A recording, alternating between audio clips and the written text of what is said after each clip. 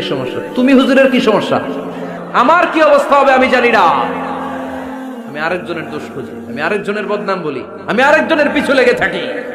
বললেন ওয়ালা তালমিজু আনফুসাকুম, খবরদার তোমরা অন্যের দোষ খোঁজো না, দোষ খুঁজবা নিজেদের। কিন্তু সমাজে আমরা অন্যের দোষ খুঁজি কি খুঁজি না?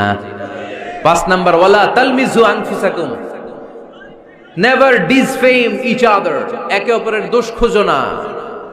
আমাদের সমাজে কিছু লোক আছে নিজের দোষ দেখে না, খালি অন্যের দোষ দেখে, আছে না নাই? চায়ের দোকানে বসে বসে দেখবেন বলবে এই বাড়িতে এই সমস্যা, ওই বাড়িতে ওই সমস্যা, ওই বাড়িতে মারামারি, ওই বাড়িতে কাটাকাটি, তোর বাড়িতে কি সমস্যা ওইটা বল, তোমার বাড়িতে কি সমস্যা ওইটা বলো মিয়া, আছে না এরকম? এই হুজুর ভালো না, এই সমস্যা, ওই হুজুরও ভালো না, এই হুজুরও খারাপ, এই হুজুরের এই সমস্যা। তুমি হুজুরের কি সমস্যা? তুমি হুজুরের কি সমস্যা আগে জাতির কাছে ওইটা বলো। আগে নিজে ভালো হও, নিজে ভালো তো জগৎ ভালো। জন্য খবরদার অন্যের দোষ খুঁজবেন না, এটা খুব বাজে একটা স্বভাব, খালি অন্যের দোষ খোঁজে। যে নিজে নিজের দোষ খুঁজতে পারে, যে নিজে নিজের সমালোচনা করতে পারে, সে সবচেয়ে বুদ্ধিমান। কারণ অন্যে কি করছে এই ব্যাপারে আপনারা ধরবে আল্লাহ। কথা বলেন না কেন? আল্লাহ আপনাকে ধরবে আপনার কি সমস্যা, আপনি কি করলেন, শুধু ওই ব্যাপারেই আপনি জিজ্ঞাসিত হবেন।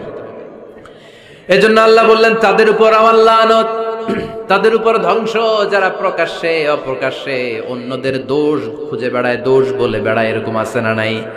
আল্লাহ লানত দিয়ে বললেন ওয়াইলুল লিকুল্লি হুমাযাতিল লুমাযা, গোপনেও দোষ খোঁজে প্রকাশ্যেও দোষ বলে, তাদের উপর আল্লাহ লানাত। হুমাযাতিল লুমাযা, এই লুমাযা শব্দ থেকে আল্লাহ এনেছেন ওয়ালা তালমিজু আনফুসাকুম, একে অপরের দোষ খোঁজো না, নিজের দোষ খোঁজো, সেই সবচেয়ে বুদ্ধিমান। তাহলে আমরা আত্মসমালোচনা করব, কি করব? খেয়াল রাখবেন, সবচেয়ে খারাপ হচ্ছে সমালোচনা। সবচেয়ে খারাপ কি?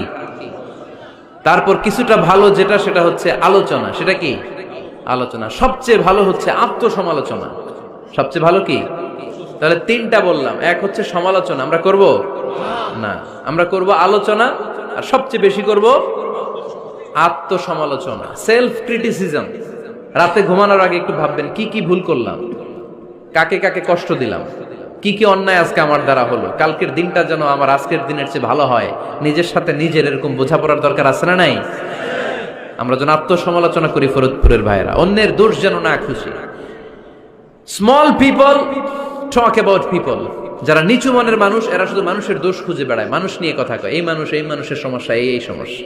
Average people talk about things and story and the incidents, যারা মাঝারি মনের মানুষ তারা বিভিন্ন ঘটনা নিয়ে কথা বলে, বিভিন্ন বিষয় নিয়ে কথা বলে। আর গ্রেট পিপল, যারা মহামানুষ, দে টক অ্যাবাউট আইডিয়াস, তারা নতুন নতুন আইডিয়া নিয়ে কথা বলে।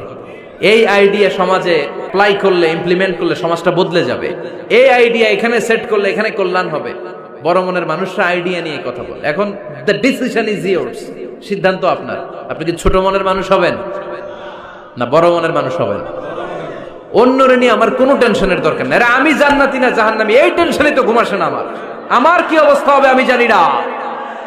আমি আরেকজনের দোষ খুঁজি, আমি আরেকজনের বদনাম বলি, আমি আরেকজনের পিছু লেগে থাকি। খবরদার, বিশ্বাসী বলে যারা দাবি করে তারা কখনো অন্যের পিছু লাগতে পারে। খেয়াল রাখবেন, কেউ যদি পিছু লেগে থাকে ও আজীবন পিছেই থাকবে। পিছু লাগা মানে কি? ও সামনে না আমি সামনে? কথা বোঝে নাই বোধহয়। কেউ যদি আমার পিছু লাগে, ও সামনে না আমি সামনে? আমি সামনেই থাকবো, ও পিছনেই থাকবে। কথা বুঝতে পেরেছেন? খবরদার, পিছু লাগবো না কারো, কারণ কারো পিছু লাগলে আমি পিছনে পড়ে যাবো। কারো দোষ খুঁজবো না, নিজের দোষ খুঁজবো। আমার কি সমস্যা, আমার কি ইমপ্রুভ করা দরকার, আমার কি ডেভেলপ করা দরকার, আমি নিজেকে কিভাবে সাজাতে পারি, এই নিয়ে থাকবে আমার টেনশন। আল্লাহর দেয়া আমাদের জন্য সবচেয়ে বড় উপহার হচ্ছে সময়। আল্লাহ আপনারা এত কিছু দিয়েছে, এর মধ্যে সবচেয়ে দামি কোন জিনিসটা দিয়েছে জানেন? সময়। কি দিয়েছেন? আমাদের জীবনের এই সবচেয়ে দামি জিনিসটা, এই সময়টা আমরা অন্যের পিছনে লাগাই ফেলি। অন্যের দোষ খুঁজতে খুঁজতে অন্যের এই সময়টা দিয়ে দেই, নিজের সময় নিজের কাজে লাগাতে পারি না, তাই না?